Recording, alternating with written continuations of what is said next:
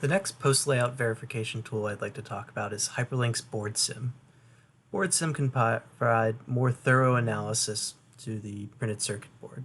You can do SI analysis, PI, power integrity analysis, SerDes analysis. You can even do 3D electromagnetic analysis with wave solvers. So this is the ventilator board we've been using throughout the webinar. And let's take a look at some of the power integrity analysis we can do. We'll do a DC drop analysis, and we'll look at one of these voltage rails, 3.3 volts, and we want to make sure that from the voltage regulator, the source of the voltage, that all the IC pins are actually drawing something very close to that 3.3 volt voltage.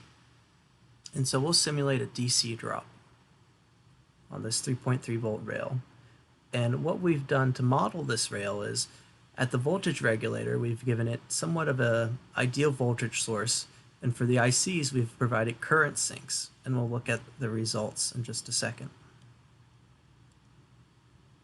So I'll go ahead and simulate this power rail.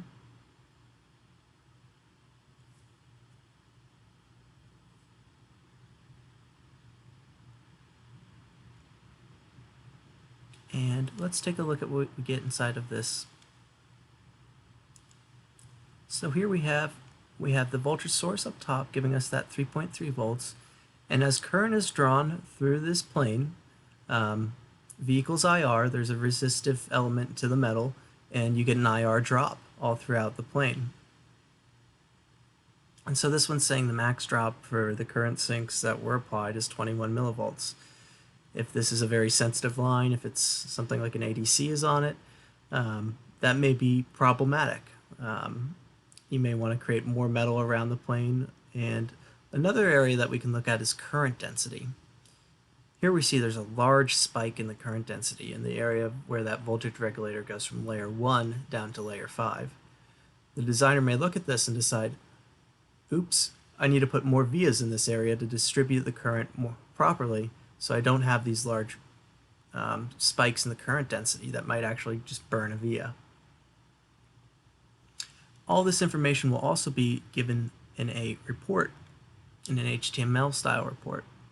This has more quantitative data. It tells you if you passed or failed the constraints you set up, and it also gives you quantitative data of what the current is at each via in the line, and yeah. Okay. The next area I want to look at is just a portion of the signal integrity that Hyperlink's BoardSim can do. And we'll do this by running the general batch wizard. This one will provide signal integrity and crosstalk checks throughout any net on the board that you decide to run it on. So we'll look at overshoot, ringback, monotonicity, delay of lines, as well as crosstalk. And so you have an easy to use wizard that kind of walks you through the steps. So I want to look at the address lines and the data lines and some SPI lines. I've just moved those over to be nets for analysis, so I have 38. And I'll apply also some constraints. You can go in and apply constraints to each and every net. So maybe you have nets that need less crosstalk on them, which is not uncommon. Or you can provide a general constraint to see that it's met your desired guidelines. So now we'll go down into simulation settings.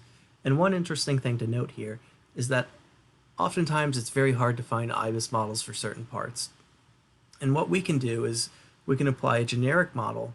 Here we have a CMOS model for 5 volts, and we'll apply this to all the pins that we decided to analyze that don't have models already assigned to them. And oftentimes this is enough to identify problematic areas on the board that warrant a further investigation. And we can get all of these in a nice HTML report. Because we have 38 nets, it takes a little bit longer, so I have the report already done for us. And here we have a summary. It tells us which nets have passed, which nets have failed, the constraints that we've provided. And so we can look at something like signal quality. Each one has subsets of, okay, we've passed our monotonicity test, made sure we got through the thresholds for all these nets. We can look at what the crosstalk is on certain nets. Okay, this one has small levels of crosstalk, but crosstalk is there nevertheless. So Hyperlink's BoardSim is just a post layout tool that can be done during layout as well that will let you analyze SI and PI problems. It's helpful in that it has batches for you, so you can analyze several nets at once, and it will also provide more quantitative information than Hyperlink's DRC. You may use Hyperlink's DRC to identify a problem, and then Hyperlink's BoardSim to really provide a quantitative answer for that problem.